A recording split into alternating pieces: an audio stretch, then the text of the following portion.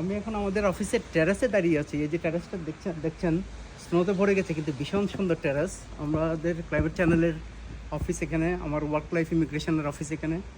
তো আমি ভাবছি এই স্নোতে একটু দুটো টিপস আপনাদেরকে দিয়ে দিই ইমিগ্রেশন নিয়ে। একটা হচ্ছে, যারা এখানে ইতিমধ্যে আছেন, পড়াশোনা করেছেন, শেষ করেছেন, চাকরির খোঁজ করছেন, বা পোস্ট গ্রাজুয়েট ওয়ার্ক পারমিটের জন্য ওয়েট করছেন, বা ইতিমধ্যে পোস্ট গ্রাজুয়েট ওয়ার্ক পারমিট পেয়ে গেছেন, তারা চাকরির বাজারে ভালো করে চাকরি সন্ধান করুন। কারণ এই রিপোর্ট বেরিয়েছে গত মাসে প্রায় 67,000, মানে 67,000-এর মতো নতুন চাকরি কানাডার অর্থনীতিতে যোগ হয়েছে। তো অবশ্যই এই ওয়েদারটা আপনারা ভয় পাবেন না, কারণ ভীষণ রোমান্টিক একটা ব্যাপার। ওই যে পাশে ট্রেন, বাস যাচ্ছে, গো ট্রেন যাচ্ছে।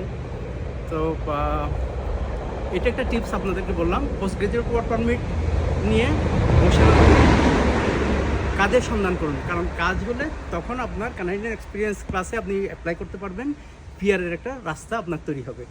আরেকটা ব্যাপার বলছি স্টুডেন্টদের জন্য, আমার এক ক্লায়েন্ট আছে, ও আমাকে এই বুদ্ধিটা বলেছে। ও ইন্ডিয়া থেকে ফ্রেঞ্চ ভাষা করছে, কারণ যেহেতু এখানে ফ্রেঞ্চ ক্লাসটা একটু এক্সপেন্সিভ। ও বলেছে ও অনলাইনে ইন্ডিয়া থেকে ফ্রেঞ্চ ভাষাটা শিখছে। তো ওর পয়েন্ট প্রায় 520-25-এর মধ্যে আছে। বলছে যে আমি ফ্রেঞ্চটা যদি আমি করতে পারি, তাহলে আমি আমার এক্সপ্রেস এন্ট্রি পুলে আমার ড্রতে আমার নাম উঠে আসবে। সো আমি ভাবলাম এটা ভীষণ একটা ভালো ব্যাপার, এবং আপনাদের সাথে শেয়ার করি। আপনারা যদি মনে করেন বাংলাদেশের সাথে কোনো ফ্রেঞ্চ টিউটরের কাছে আপনার ফ্রেঞ্চ শিখে আপনারা আসবেন, এটা খুবই একটা ভালো উদ্যোগ হবে।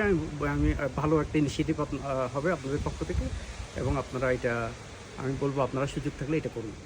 অনেক ধন্যবাদ।